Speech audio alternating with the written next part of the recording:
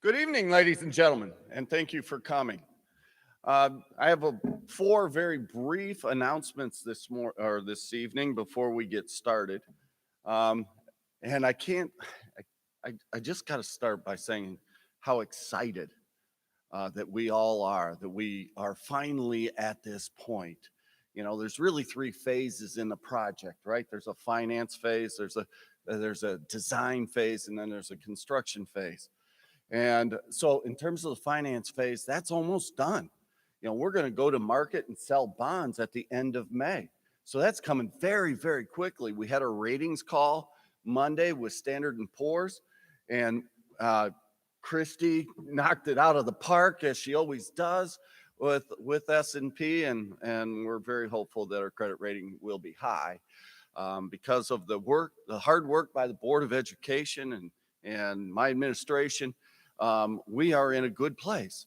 Cuyahoga Falls City School District is in the best place it's been in the 10 years that I've been here. I mean, we are and we're here tonight, meeting with architects and construction management teams. So I'd like to point out a couple of guests that we have in the audience today. We have two board members, Mr. Anthony Gomez and Ms. Kathy Moffitt. And we have our honorable mayor, Don Walters. And then, of course, tonight, it's not only in person, but we're being live streamed right now as well. So hopefully we have many other participants that are out amongst our city chiming in tonight. And then I have my cabinet. Cabinet team is phenomenal. Our treasurer, CFO, Christy Stoikoy. Director of Human Resources, Alan McClure, our Director of Business and Operations, Joe Bagatti, and our Director of Instructional Technology, Ryan Hutch. And that's my cabinet, my core team that are meeting with these folks on a weekly basis. Every Thursday we meet with them during the design phase. So once we going back to the finance, once we get our credit rating, which might happen tomorrow or Monday, we get our credit rating, then we start to go down the road of setting interest rates. And I got great news for you with that too. When we went on the ballot, we estimated 4.5%. Interest rates are much lower than 4.5% now. And when we have our strong credit rating, those interest rates will be lower than we anticipated, which ultimately means we're going to save you, the taxpayers, millions of dollars. I mean, that's really how that's going to work. So that's great news too, right? And then we're selling bonds at $5,000 increments, and that'll take place towards the end of May. So keep alert for those things as well. So as you can tell, I'm excited about this project. But a few brief announcements that I'm also excited about. First, the 2020 Cuyahoga Falls Arts Walk returns downtown beginning April 24th through May 2nd. The Art Walk showcases a variety of the great artwork created by our talented Black Tiger students and is a must-see event. Please take the time to join us, have fun, have some great experience with some great artwork from our students. And thank you to Jennifer Schulman. We are so blessed to have Jen Schulman as our art teacher. She is phenomenally talented. The second piece, our kindergarten registration is now taking place. If you have a child entering kindergarten, Scott, you're welcome to bring your 4-year-old down here and we'll enroll them in kindergarten, okay? So if you have a child entering kindergarten or know someone who does, we'd love to have them join our Black Tiger family. Contact us at 330-926-3800. Next, our high school PTSO has started a $25 senior gift card program and needs your help. The PTO wants to give one $25 gift card to every graduating senior as a special send-off gift. Cards will be from local entertainment, restaurants, and stores that a high school graduate would visit. please contact Susan Keller, PTO co-president, at 330-715-2398 for more information about this. Next, our Operation Wellness program, headed by Peggy Whitcomb, has started a Black Tiger Walking Club, and you're invited to participate. The club will walk around various parts of our fine city with the goal of walking at least 10,000 steps a day. Contact Peggy at our board offices if you would like to participate. And lastly, our Building Our Future Together golf outing is coming to Silver Lake Country Club, July 22nd at 9 a.m. More information will be published about this soon and will be posted to website. Thank you again for coming. Now I'm turning it over to our representatives from TDA, Chris Smith.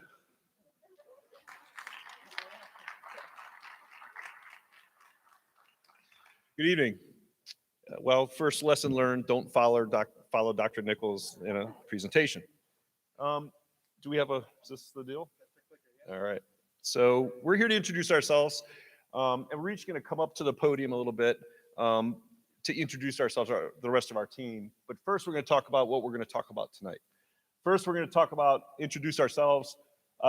Scott is our project manager. He's going to go through a little bit of the project overview, the schedule, the phases of design, what that means, and most importantly, times for you to give us input on the design, because this is, after all, going to be your design, not ours.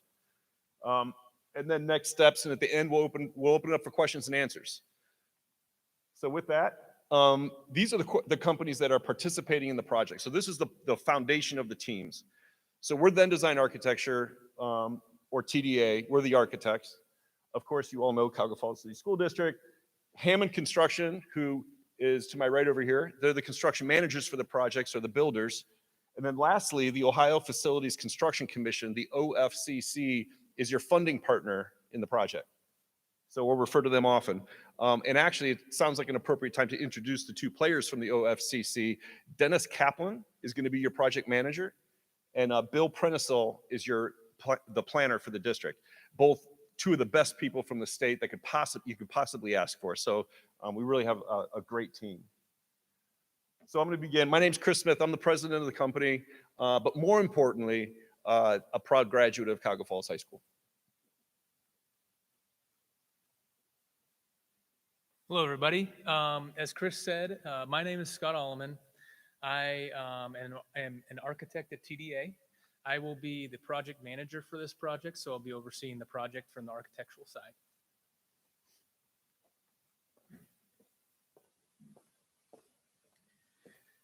Hello, I'm Rhonda Franklin. I'm the lead interior designer on your project. I'm really excited to work on your new school.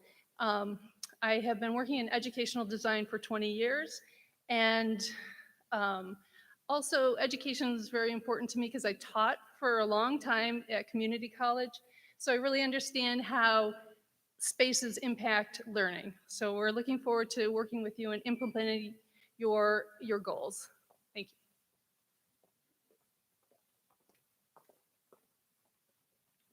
you. Good evening. My name is Abby Ranieri. I am also an architect at TDA, and I serve as the lead educational designer. So you'll see me a lot engaging with you all, engaging with your staff and your students, and we're going to talk about that a little bit further in the presentation, so I won't go too far into it. But essentially, I'll be supporting Scott and the rest of the team as we implement the educational goals that we come up with throughout the engagement process into the built environment.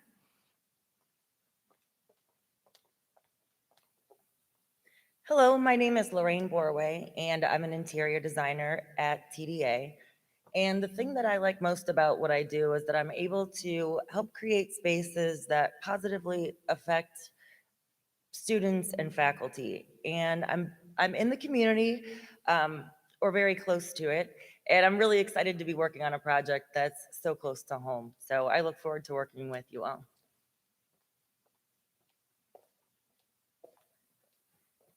go to the short person. Okay. Hello, I'm Cheryl Fisher. I'm an educational planner with TDA. I had the pleasure of facilitating the master planning process, and I think I see some very familiar faces out there, as well as facilitating the bond campaign, which was an awesome experience. So really my role right now is to serve as a bridge between that master planning and what we call pre-bond phase, and now as we enter into design and construction phase.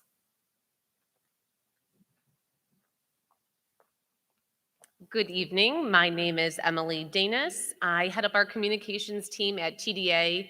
I had the privilege of working with the district and community during the master facilities planning process, as well as the pre-bond campaign. It's so exciting to be back here with you all tonight, kicking off this process. So my role on the project will be to help promote communication, schedule, work in tandem with the construction team, as well as the district, to make sure you have the information you need.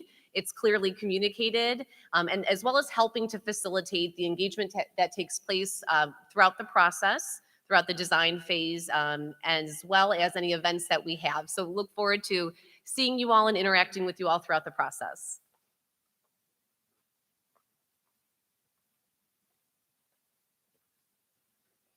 And the guy back there with the camera is Ryan Caswell, part of our communications team as well. So just very briefly about our company. We were founded in 1951 as Bruce Houston Associates. In 1989, we were rebranded or renamed Then Design Architecture. And a lot of people ask us, why is it called Then Design Architecture? And there's a couple of reasons. So the first is that then can is an old English term meaning thinking. So what it was meant to symbolize is that we're in the thinking business, not just simply the drawing business. And the other reason is because we don't believe our name should be on the door. We don't think the firm should be named after a person, because our entire nature is to be collaborative, and that it's not about us. So we don't dictate design. You'll never drive by a school building and say, oh, that's a TDA building, because no buildings look the same. They're integrated in the communities. They reflect the communities in which they reside. And at the end of the day, I think you'll be proud to call this your design, your building. Our firm we have roughly 60 architects and interior designers in our company. We're probably the largest architectural firm north of Columbus, and we are the largest K-12 designer, one of the largest in the state of Ohio. With that, we designed over $1 billion of built new schools just in the past probably 5 or 6 years. So what does that mean? It just means that we've seen a lot. We know what's going on out there, not only in the construction industry, but in the school design world. So there's a lot of educational trends. Everybody remembers the open plan classrooms in the 70s. We're living with some of those buildings in the district now. And especially, later in the 70s, there was the whole energy crisis, and everybody, boarded up their windows, and the effect that had on student performance. We've been through that. So we're very cautious in falling into these educational trends. Our design philosophy is, quite frankly, that it needs to be a flexible facility. We should never let architecture dictate the way kids learn or teachers teach. So with that, oh yeah, so this is interesting. This past year, we decided, the pandemic hit, and we had just purchased an old school building. This historic building built in 1920s is our new offices. It's our new headquarters. So now we're designing schools inside a historic school. It's pretty cool. Now, tell me, just fruition, right? So we go buy this school building, we invest all this money into creating this great office, and the pandemic hits. Everybody's remote. So we still are awfully proud. It actually worked out great, right? So we've got 10-foot hallways that people can walk through. There's lots of space in there. We were way overcrowded in our old building, and we were able to use some of our classroom spaces as test classrooms to test out new technologies or new school furniture and stuff like that. It's really a tremendous facility, and we're very proud of it. But we just think it speaks to who we are. This is what we do. We don't design Best Buys or retail centers or anything else. This is our world, and we live in it. So just thought it was worth mentioning it. So with that, we couldn't be more proud to be partnering with probably one of the best constructors in the state of Ohio for K-12 schools, Hammond Construction. And with that, I'll introduce their president, Bill Sherman. Thank you, Chris. Well, good evening, everybody. We're thrilled to be here. My name is Bill Sherman. I'm president of Hammond Construction. Just a few of our team members. We don't have quite the staff the TDA has yet on board. As Dr. Nichols had mentioned, we're the third leg of this marathon run after the finances, and actually probably the fourth leg. The community bond passage came first. So we're the fourth leg. But we're awfully proud. So I'm going to allow my team members to introduce themselves. Good evening, I'm Kim Adams, and I will be a part of the communications and engagement team, working hand in hand with TDA and the school district. The last 12 years of my career, I've been with Hammond, and really all of my time has been devoted to serving K-12 school districts throughout the region, and I really look forward to getting to know the community here and the staff and the students. Thanks. Good evening. My name is Jeff Adams. I'm a vice president at Hammond Construction. I'll be the project oversight. So really you'll see my face from concept to completion. And I have been with Hammond Construction for 18 years, and all of which have been spent in the K-12 market. So excited about it. Good evening. My name is Frank Mangiardo. My role in this project would be as the pre-construction manager. I have 27 years of construction experience, and I've been with Hammond Construction for 25 of those years. I appreciate the opportunity to be here tonight. We'll have other team members as we get closer to construction. We absolutely will be excited to introduce them to the community and provide contact information for all of those folks as well. A little bit about my firm. It's actually a partnership. I have a business partner who cannot be here this evening, but we've been in business for about 50 years. The last 25 plus of those have really been focused on K-12 schools. I can tell you it's a personal passion of mine. There's nothing like building a K-12 school building because it touches it, not just the students, which is an amazing and emotional thing. I have to tell you that, but it also touches the entire community. We're very respectful of the pride in this community. And with that, we're very mindful that we need to be sure when that baton gets passed to us, when construction commences, we won't drop it. I can assure you of that. We're committed. As Chris had mentioned with TDA, we've built schools all over the place, but every school is unique. We're thrilled to be able to work with Chris's team because we know how passionate they are about schools. So this is really a perfect marriage. Just a small sampling of some of the schools kind of regionally that we've been involved in constructing are on the screen here.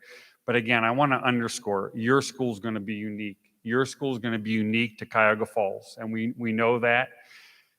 And I want to leave with this note. I'm going to repeat it.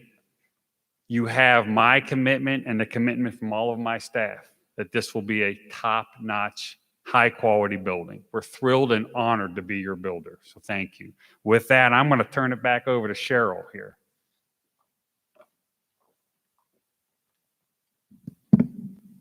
Okay. So let's talk a moment about the project schedule, because I know the burning question here tonight is, we passed a bond issue back in 2019. When are we going to see dirt moving? When are we going to see a building come out from the ground, right? So this slide kind of depicts graphically the 5 major phases of the life cycle of a project from beginning to end. The star represents where we are now as of today. So let me just briefly recap those first 2 phases, the master planning and the bond campaign. So we actually started this project for this new 612 project back in early 2018. And we started off by collecting a lot of data. We formulated a facilities committee that made up a great cross-section of the community to develop the master plan. We didn't do it, the school district didn't do it, this facilities committee, and many of you are here tonight, were charged with that important task. We had about 21 meetings, I think maybe even more, over 8 months. A very dedicated, aggressive process, very detailed. We dove so deep. And that culminated into the birth of the 612 project. And it was at that point, we then moved into the yellow phase, the bond campaign. That was about May of 2019. Again, another committee was formed, which we helped facilitate. But that committee made up some great community members here in Cuyahoga Falls, ran that campaign, hit a home run, and we passed in November of 2019. So that doesn't take us to the star, right? That was November 2019. As we all know, the state money was coming.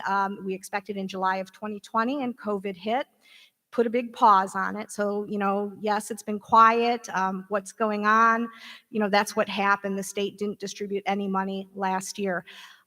Thankfully, beginning of this year, they announced their reopening and releasing those monies, and our project is now a full speed ahead, green light, go. So that takes us to where we are today.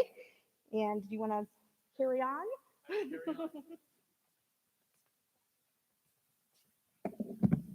Yes, so here we are at the star. So we are very excited to start the design process. We started officially at the beginning of this month.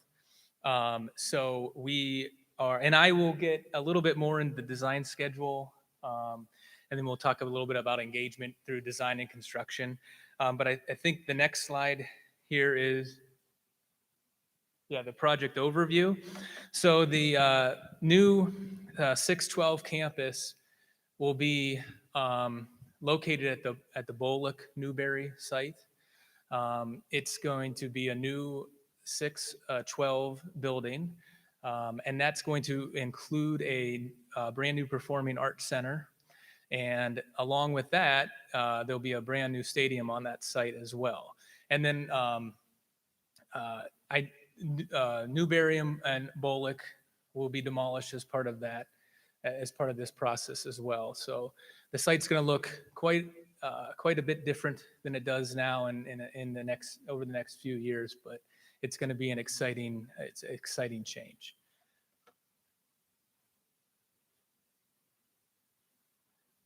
So as I was explaining before, we're just starting the design process. We started April 5th officially, I think it was. Design's going to take us all the way through next fall, so fall of 22. And we'll break, the next slides coming up, we're going to break down the design schedule a little bit in a little bit more detail, and I'll pinpoint the areas of, as Chris said, explained where it's going to be very important to get the community engagement up in these early phases of design.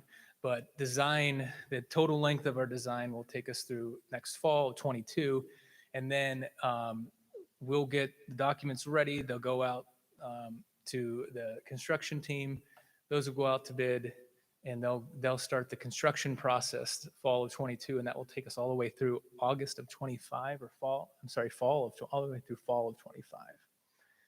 So we're starting really at the start of a 3.5-year process right now.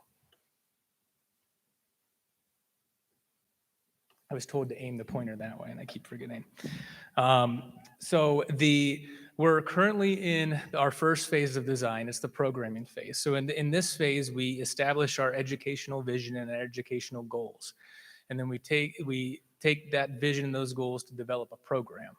And it's a program of the spaces. So it gets into the detail of square footages of spaces and things like that. But then we use that program then to develop the design of our building. The programming phase will roll into the schematic design phase. The schematic design phase is where we take our program and then we start looking at big picture things, how the building can start to lay out on the site, how the site's going to function, where are utilities coming from, looking at just generally where spaces should be, where the music spaces should be adjacent to the Performing Arts Center. That's an easy one. But then where louder, maybe the louder spaces like the gymnasiums need to be separated from the academic area. So those are the big picture items that we're looking at in the schematic design phase. And then we move into design development. And in design development, we really start to flesh out the details. So we apply engineering, we move into the interior of the building, start understanding finishes, furniture, how the individual classrooms are laying out. So that's really the heavy lifting phase of our design, is the design development phase. And then we put the final polishing touches on our design in the construction documents. They're the CD phase. And that's where we get the drawings ready for the Hammond team to bid, and the drawings that they'll build the building off of as well.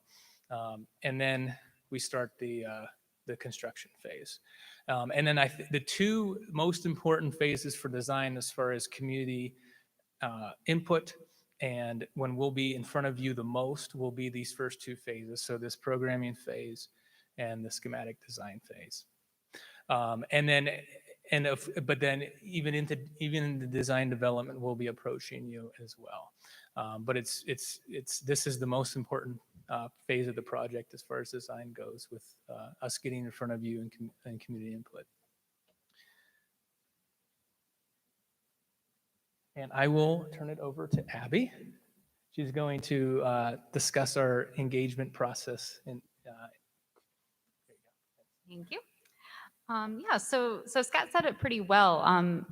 Between our project schedule and the first two phases of design being kind of the most important for engaging with you all, the way that the project schedule work that we're starting now is wonderful, because we get the next few months before before the teachers break for the summer to really engage with the teachers. In fact, we're going to start doing that next week with all the different departments, 6 through 12. So it works out really great that we get to get our first couple rounds of engagement with the staff.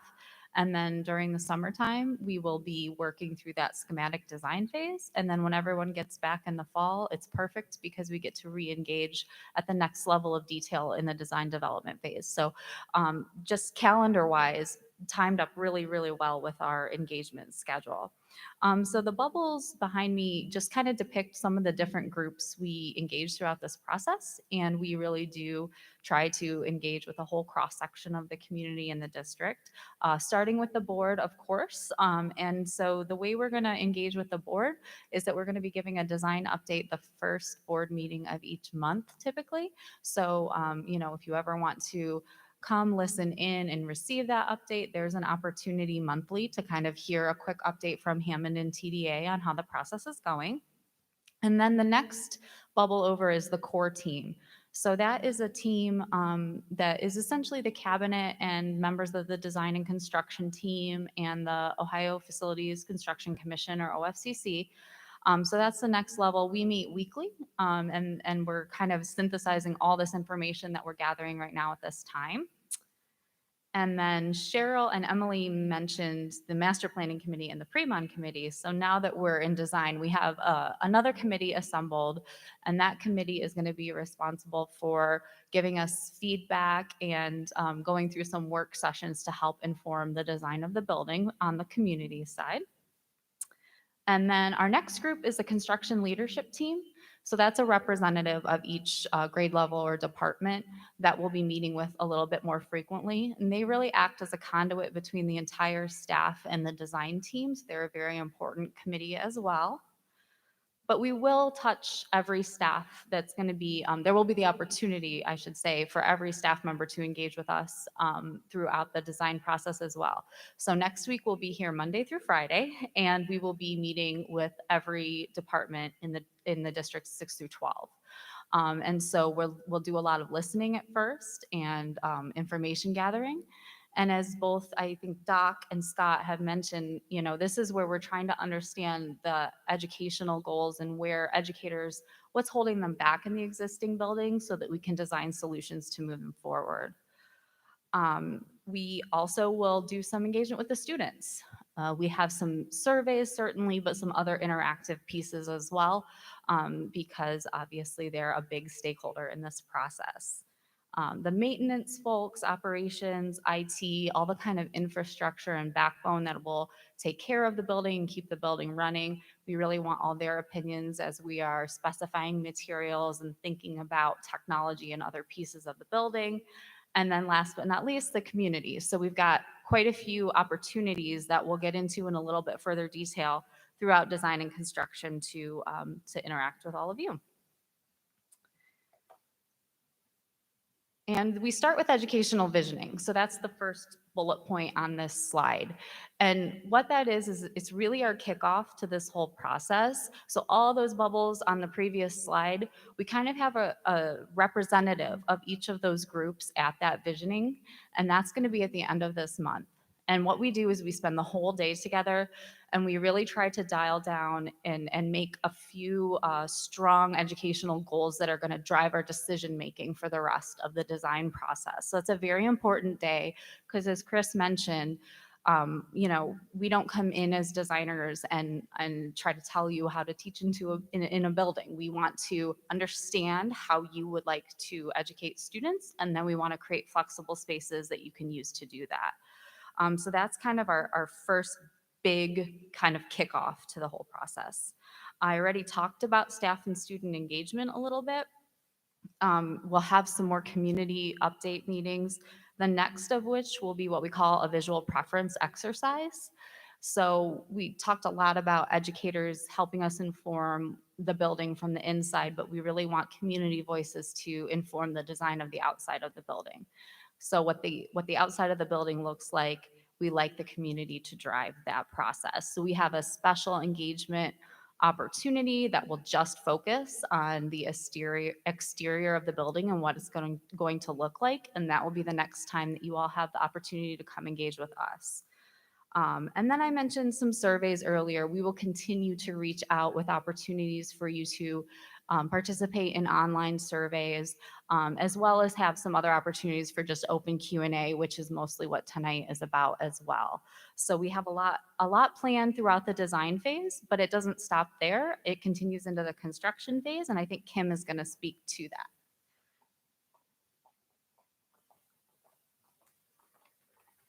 Thanks, Abby. So engagement of the community and especially the students is a real passion of ours, of our company. And we know that we are here tonight because all of you passed this bond issue for the future of Cuyahoga Falls. This building is for the community and we're committed to including you throughout the process. So as we move through the design phases and into the construction period, we will take the baton from TDA and continue to find ways to inform and engage the public. We will plan many community-based events, including things like the groundbreaking at the beginning of the project, beam signings, construction community tour about midway through the project, and additional large group meetings like we're having tonight. We will engage the staff and we will engage the students in some really exciting learning opportunities both on and through the construction site. And then, of course, we will celebrate the grand opening of this amazing new facility with all of you in 2025. So I know this project is going to be a transformational project for the city. And as a team, we're just really excited to be a part of it and to get to work for you. Thanks.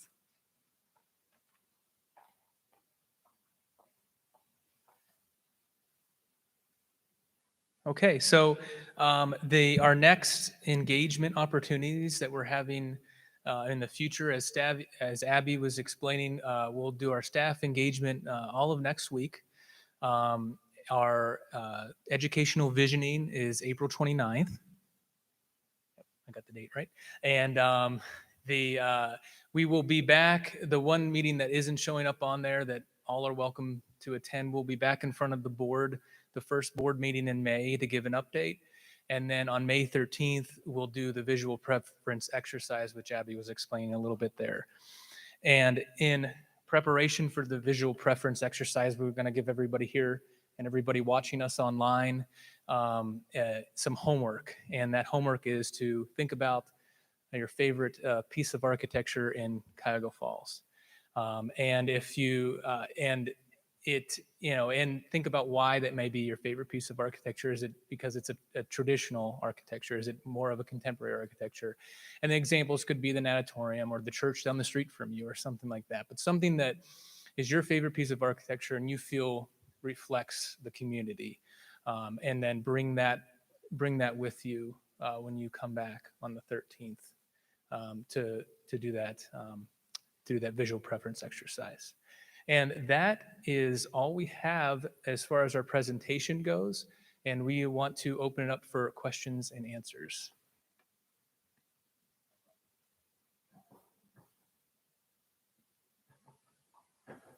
Lucas, you have some microphones, students that have microphones that'll be walking around. Okay. Our students, will raise your hand, our students will come to you with microphones and we'll answer your questions. Okay. I know there's one right down here in front or close to the front anyways. Raise your hand. There you go. Okay, Lucas, come. What is a beam signing?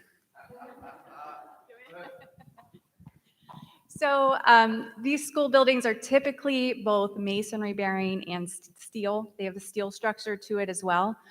So it's just something we found over the past few years. It's a way to kind of get the students and the community members to sort of leave their mark on the building. So we will get one of the actual beams or multiple beams from the facility, and we will bring it to different schools for them to sign. We can do a community-based event where you can put your signature on the beam, and then that will go into the finished facility. You probably won't be able to see it, but you'll know, your signature is there in the building. You can think of it kind of like a time capsule, but it's in the building.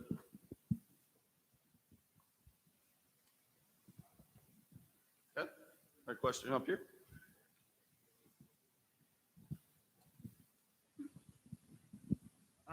What's going to be built first, the stadium or the school?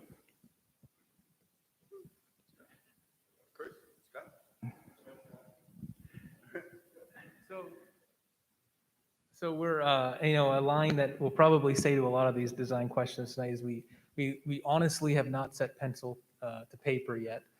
Phasing wise, it probably will be the stadium first, just for site logistics. But again, we're looking at that right now. We're looking at different site layouts, different ways things are fitting on site and working together on site. So we'll have, as we get further along in this process, probably over the next few months, we'll have a definite answer on that, and we'll give an update. Okay. I'd like to see the stadium built on the corner of 13th and Portage Trail. What was that? I would like to see the stadium built on the corner of Portage Trail and 13th Street. Okay. It's right on it's right on the highway, the main road through Coggle Falls. Wouldn't it? Everyone I talk to likes that idea. And then my other question is, what about the roads, streets? The streets? Yeah, So, we need some left-hand turn signals, Yeah. turn lanes around that area. yeah. So part of our process is we will engage a traffic engineer, and we do a traffic impact study with we'll do a traffic impact study. So they will help guide us on any traffic improvements that need to be made. And we spoke to the mayor right before this meeting, and we spoke to the planning team, the planning department at the city, and they've voiced the same concerns. So Okay. that's a part of this process as well. All right. Thank you. Question right here. Right behind you. Behind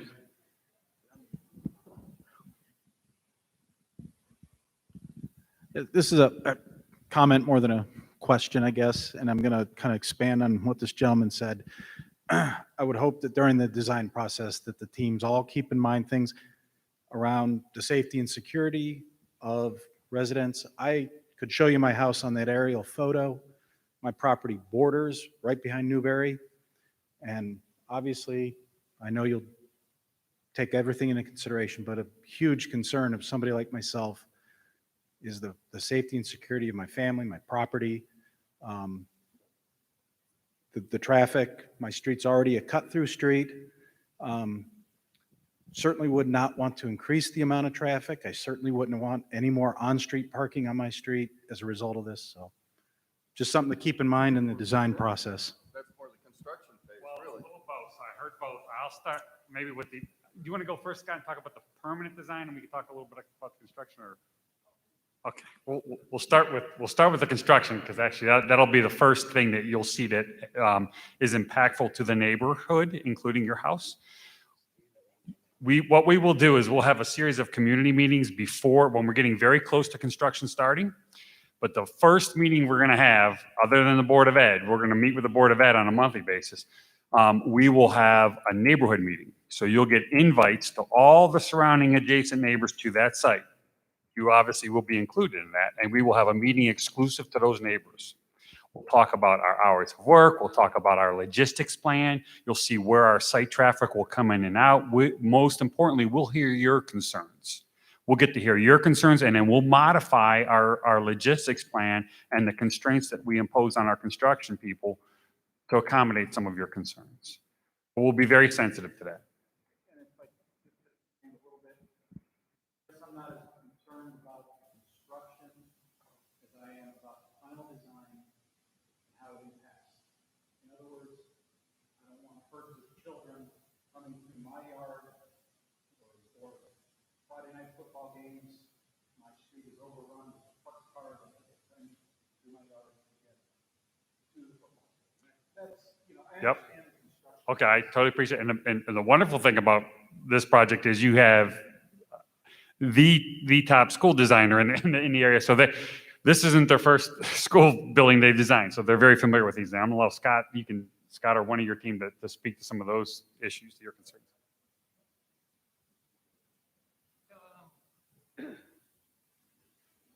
So, and those are believe me, those are concerns we hear on every project. As far as, traffic on the site, the drop-off, parent drop-off, student drop-off, bus drop-off, that will all be designed, that will all be considered. And along with, we're talking about the building and the stadium, but along with that goes parking too. So we have to meet city parking requirements, and we have to work that into our design. So, and that's going to help mitigate off-street parking and things of that nature as well. So again, we hear you loud and clear. It's always a concern. And we, like I said, monthly, we're going to be in front of the board at the meetings, giving design updates. So you will be kept informed of the design as this progress goes through, and you'll have many opportunities to continue to give us your input as well. So, sure. Yeah.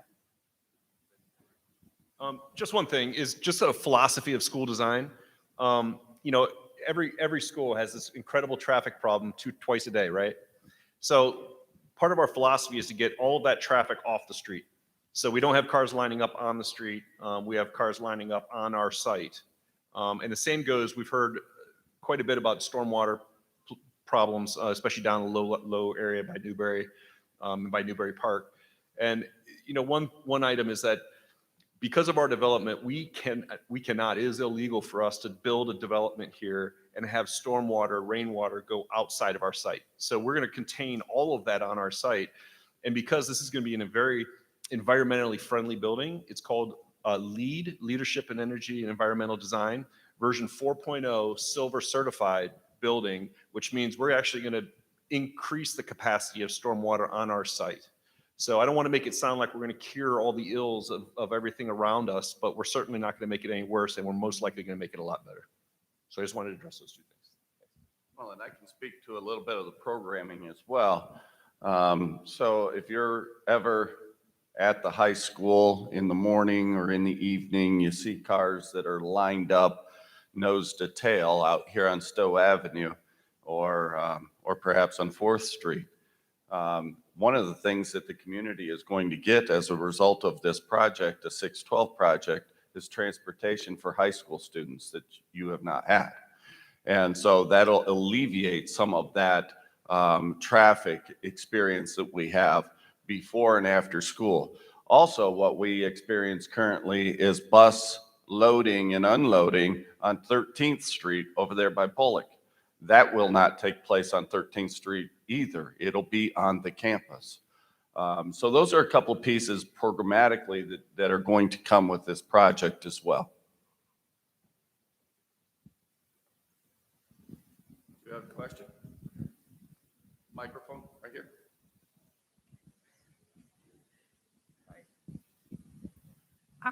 Sorry. I actually have two questions. One, we keep talking about one building. My understanding was that it was going to be two buildings. So how are we separating sixth graders from 11th graders? So it is going to be one physical building, but there's a lot of separation that can happen within the building. So Scott alluded to a little bit of it, right? So we take into consideration noisy parts of the building and quiet parts of the building, public portions of the building and private portions of the building, security, everything, but then also grade level separations. So there's lots and lots of ways to do that. I can think of one project that we worked on together, North Olmsted City Schools, which is also a 6 through 12 building. Now that district, a little bit different, but their goals were to completely separate middle school and high school. So different cafeterias, different classrooms, different entries, everything. We'll see how this unfolds. Okay. I know there's a lot of concern. Okay, yeah, that's a big concern of mine. The other question my husband wanted me to ask was, will union construction workers be used? I didn't hear. We are, actually, my company is signatory to a couple of unions, just carpenters and laborers. Other than that, it will be, there will be a very detailed qualification process. So unlike a lot of public work, this is, it's through the state construction manager at risk guidance and requirements, and that allows us to pre-qualify contractors. So everybody who works on this project will go through a pre-qualification process and will be highly qualified and vetted. So I would tell you most of our projects are a hybrid of union and non-union trades, but most importantly, every project that we work on will have very highly pre-qualified subcontractors.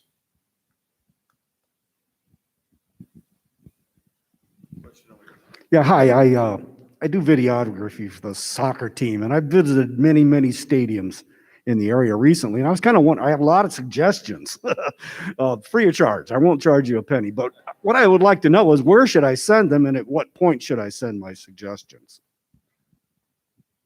You know, I'm just going to brag on Chris a little bit. So most of you know my background's in track and field. And there is an Olympic training facility that is in Geneva. That Olympic training facility that houses not only indoor track and field, the finest indoor track and field stadium anywhere, and frankly, anywhere in the world, I bet. They also have swimming, they have volleyball, and they have soccer. It's called the Spire Institute. Chris designed that. Chris designed it. So I'm going to brag on him a little bit. That place is phenomenal, but I'll let you speak to the rest of it.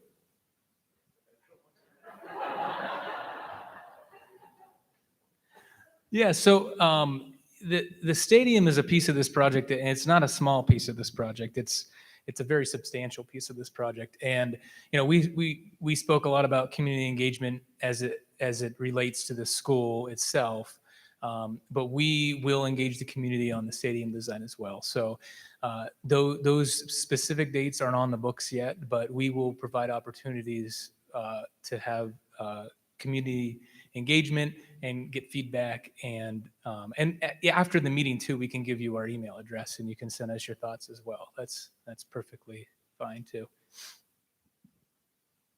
Frankly, I would say if ever you want to do that, just send them to me. I'll make sure these guys get them. Huh? Right here. Yeah, I was part of the pre-planning committee, and I know we talked quite a bit about a 6 through 12 and a 7 through 12 building, and we decided the 6 through 12. And maybe Dr. Nichols could explain the advantages to the students and the staff with having a 6 through 12 building. I can a little bit address that. So you have an economy of staffing too. Okay, so based on the licensure that our faculty have, 7 through 12 type of a license or a 4 through 9 kind of a license, there's a great deal of flexibility that you have with your staff being in a 6 through 12 facility. And I will tell you that, this is my 32nd year in education. This is the first school district that I've ever been to that's not been a campus kind of a situation. And I have never experienced an issue with a middle school student and a high school student having, interactions in a negative way. Frankly, my experience has been quite the opposite, and that the older students really, really nurture the younger students and they look out for them and so on and so forth. So you have an economy of staffing. You have what we've built here in Cuyahoga Falls is a strong acceleration program as well. So our 7th graders taking Algebra 1, what have you, those kinds of things. You have that economy with our staff as well. So they get to take Algebra 1, let's say, from high school staff, math staff, and that kind of thing. So, frankly, what we've learned over this last year too is that education can be delivered in a number of different ways, right? And so while you might even be in different parts of the building, you still might have the opportunity to be with a specific teacher. There's just so much flexibility that you have in a 6 through 12 kind of a campus situation. We also talked about, Chris mentioned North Olmsted, and in this kind of a facility, you can capitalize on common spaces, shared spaces. So, as we were talking this morning, we were talking about the dining halls and what we could do with dining halls that don't necessarily have to be separate. They can be larger spaces, right? Because in the program, you have a space for a dining hall space in the program for your 6 through 8 and dining hall space, square footage for your 9 through 12. Well, those can kind of be put together. Now, they can continue to be separated, just as Chris said, but you can put them together. And then when you have large events or community events, you bring people in, you can maximize that space with your community. Same goes for some of our physical education spaces, i.e. gyms, gymnasiums. There's in the program, there's gymnasium space for 6, 8, and there's gymnasium space for 9, 12. Well, you start putting those spaces adjacent to one another, and now you have all kinds of opportunities that you've just created, not only for your community, but if you, Anthony, when he was growing up, he played at Garfield Heights and in AAU. And if you've ever gone up to Garfield Heights' high school building, they've got this large 3-court gymnasium space, right? And so that gave them the opportunity to have volleyball tournaments, wrestling tournaments, basketball tournaments, all of those kinds of things where you're bringing outside folks in and creating immense opportunities for kids and community. So I don't know if I answered your question, Bob, but. We have a question in the back. So I think this was touched on in the slideshow, but can one of you elaborate on the anticipated opening date for the new school building?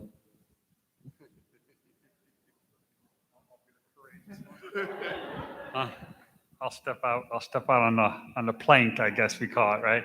It will be summer of 2025. So I can't commit to an exact date this early. I'll be candid with everyone, but we are committed that the new building will be occupied in August. So that means we need to turn it over in summer. So there's a transition period and staff moves in. And those details obviously will be fine-tuned as the design evolves. And by the time we get ready to start construction, there will be an exact date.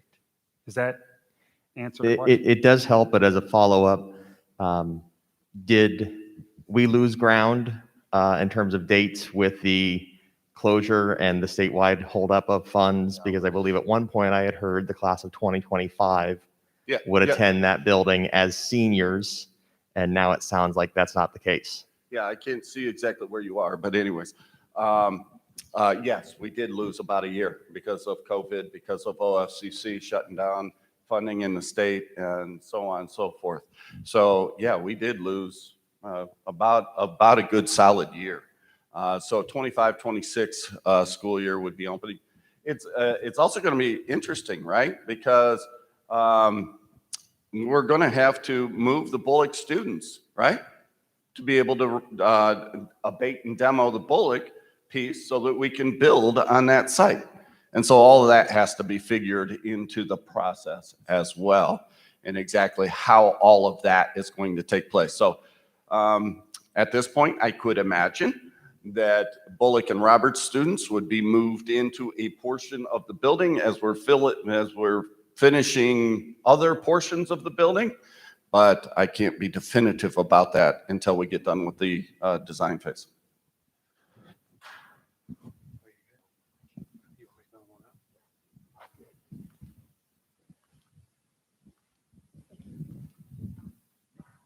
A question my husband and I have is, as taxpayers, is looking to the future, making sure we spend our money judiciously and effectively so that we're not spending it on repairs.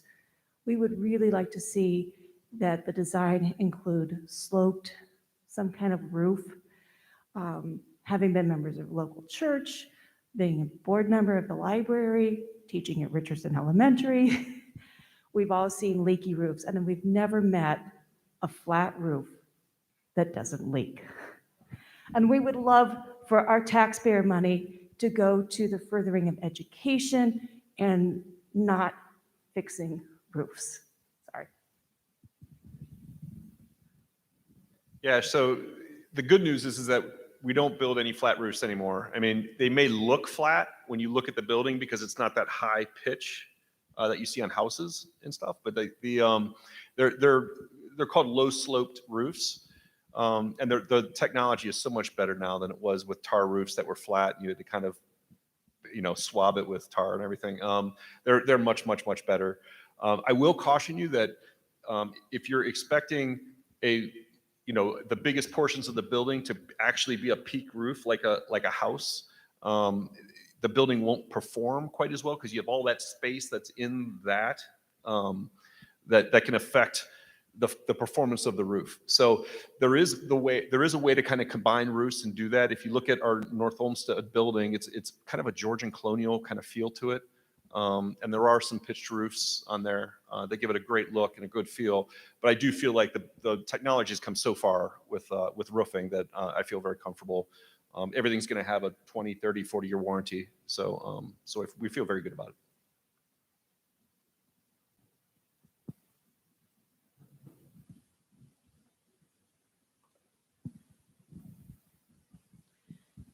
Thank you.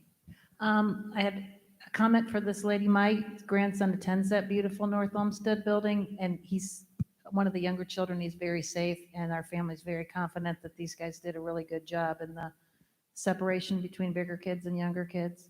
I'm sure they'll do a good job for us here as well. But I also had a question about North Olmsted. Has a beautiful campus as far as there's a football stadium, a soccer stadium, there's a track field. The baseball team all plays there. Here in Cuyahoga Falls, if you're not from here, you don't know where the baseball team plays or where the softball field is or where's the soccer stadium. So will we also have something like that, an all campus type thing, or no? Thank you. Yes. I'm just kidding. It's North Olmsted it's great because it's a very similar kind of project. There was a new stadium, there's a new performing arts center, and it was a combination 6 through 12 building. So I agree that, and much of the same concerns, right? I mean, all the concerns with the neighbors, all the concerns with traffic. It's on a very tight site. Way worse flooding problems there. That's right where they cut I-480 in. And when they did that, they created their own wetlands and flooding problems with all of the neighbors all the way up and down I-480. So all of these problems have been experienced. And I feel like we tackled those challenges through lots and lots of community engagement. How many meetings do we have with the neighbors talking about, we walk the fence line with every single neighbor on that property to talk about what tree stays, what fence stays, what bush stays. I have to tell you that the neighbors benefited a lot by that project. but it's a tremendous campus and a wild success. Having said that, no two districts are the same. No two neighborhoods are the same. No two communities are the same. So while that's a great example and it's very similar, it's not a solution for Cuyahoga Falls. So I do feel like we've got room certainly to do a campus. There's been several projects where we've been able to even kind of push the building kind of close to the stadium and maybe use some of those second story parts as press boxes for the stadium. And there's all sorts of possibilities that we can explore. We're so excited about the site itself. I mean, somebody mentioned it, the prominence on Portage Trail on 13th is a very important sight line coming up and down Portage Trail. The possibilities, we're just so excited about the possibilities. I do feel that we're going to be able to fit a lot on that campus, also being sensitive to Newberry Park and trying to preserve as many of those trees as we can, if not all of them. So we're going to balance this. We're going to talk about this a lot through this project. There's something we call competing priorities, right? There's a wish list, there's a budget, there's Christy with the budget. There's a lot of competing priorities, and some of the competing priorities is the space that we have on the site. So where's the priority? A baseball field or the trees at Newberry Park? So we're going to talk through all that, and we'll make decisions together as we go. But I feel very confident that we'll make smart, intelligent decisions, the best for Cuyahoga Falls. One of the things that you'll hear a lot through the project is you can have anything you want. You just can't have everything you want.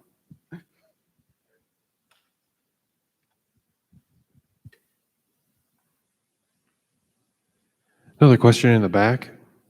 How much renewable energy will go into this new building? Solar panels, wind turbines, geothermal, anything like that in the works?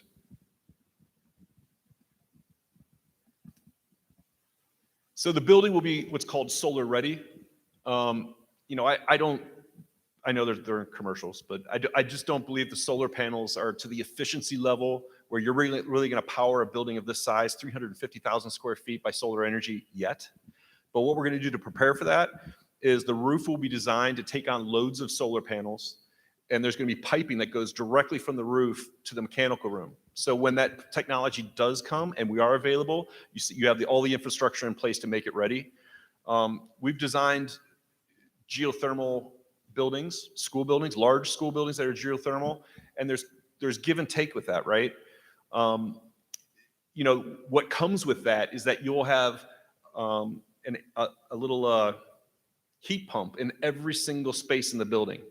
And with that, you have a filter in every single one of those heat pumps in the entire building. There'll be thousands of these things. So that's a give and a take, right, to get geothermal energy.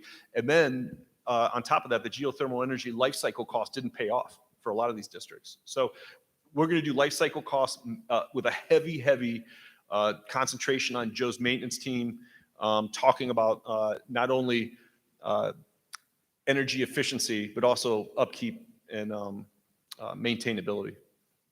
So I hope that answered your question. The questions in the back are tough. I can't see who's asking it, and it's like, Yes, thank you. oh, cool. You said there's 10,000 people online watching this right now? 10,000, wow, that's a lot. 11. That's awesome. Is this one building, or is the Performing Arts Center a separate? Just one building. All right, you got an easy one from the back here. You ready? What is the life expectancy of a 612 building built in 2022?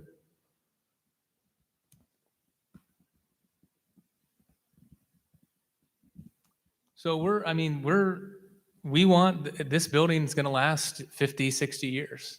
So we want, we won't be meeting as a group, and this district won't be meeting in front of you, hopefully for at least that long, and hopefully even longer into the future.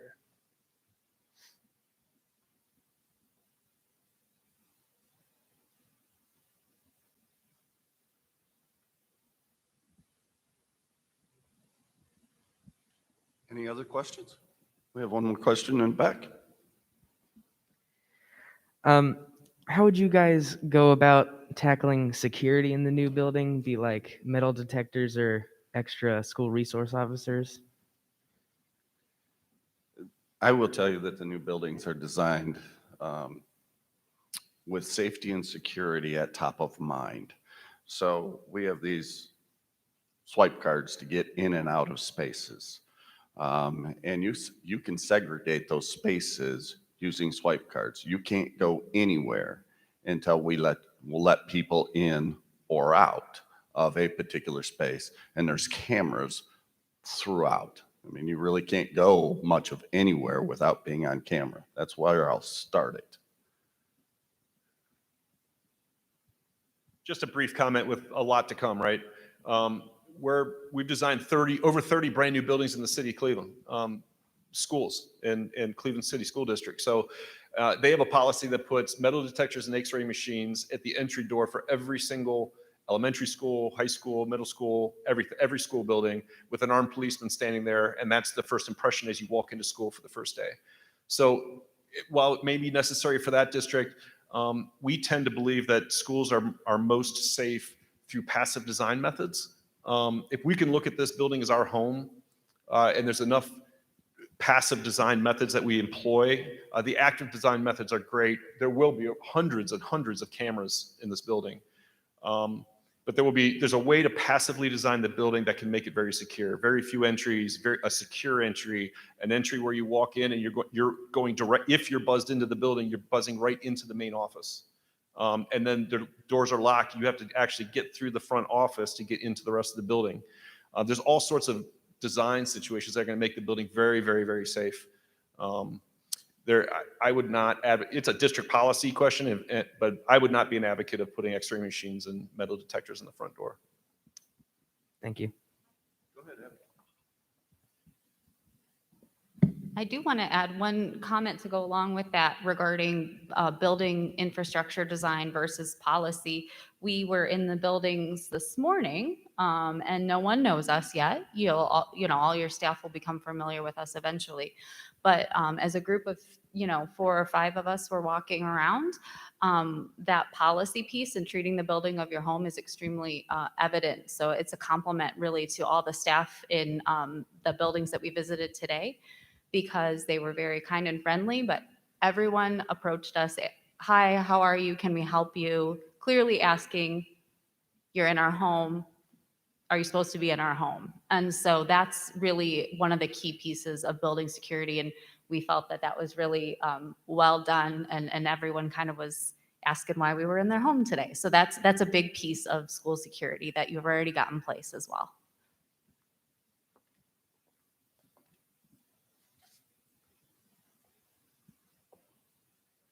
You have one more question right here.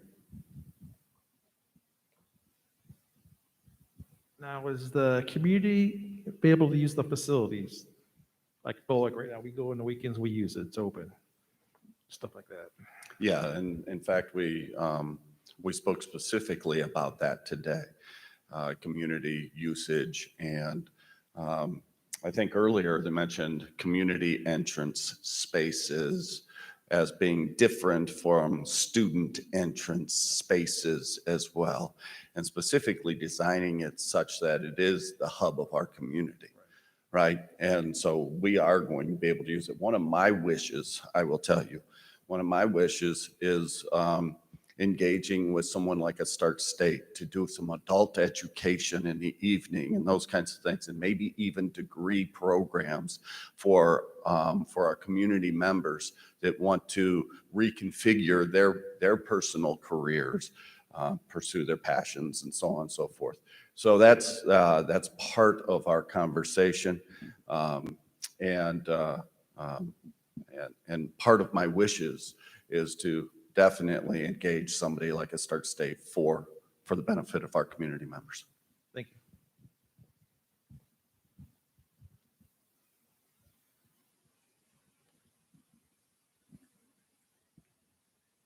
Do you have a question? Yeah, Go ahead. so based off of the school safety, then you were talking about like if there's an outsider, but what if it's a student that is causing the unsafe stuff?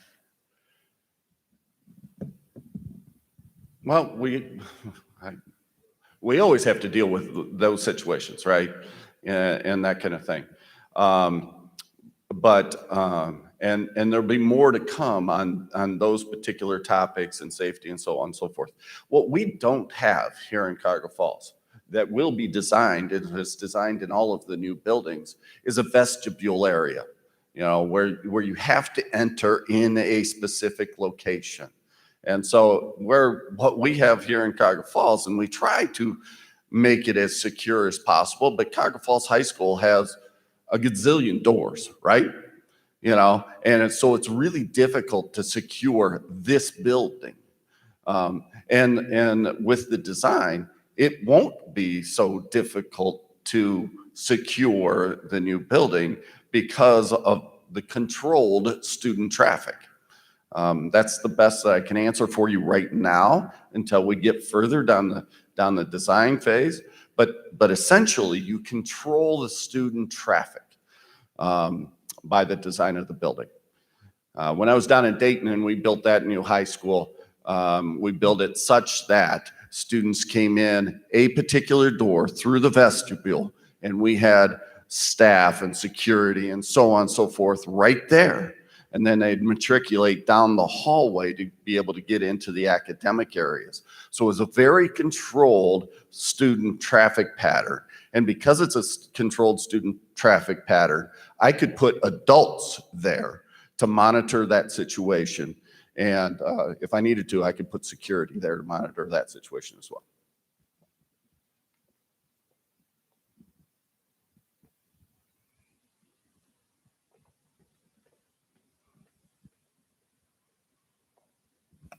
I think this is a wonderful time, based on our previous question here, to accentuate the fact that we're going to be asking for input from our community members, including staff and students. So any questions that they may have, any concerns that we may not know of, are welcome to come forward, because questions like that make us think a little differently.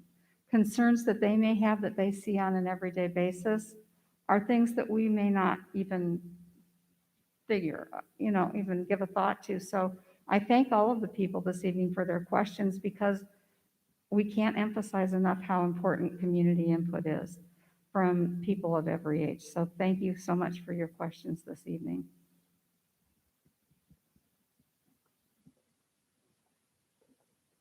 Other questions?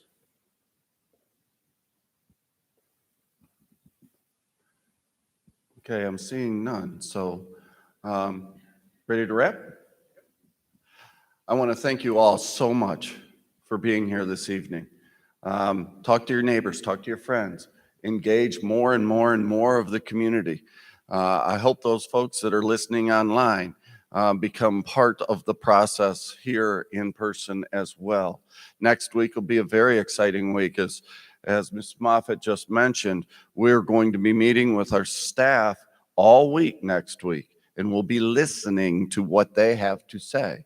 And that'll inform our design, their design of the building, because we are beginning with what the educational vision is, and then designing a building around it that meets its needs. So thank you, Chris, Bill, your team. Thank you so much for coming.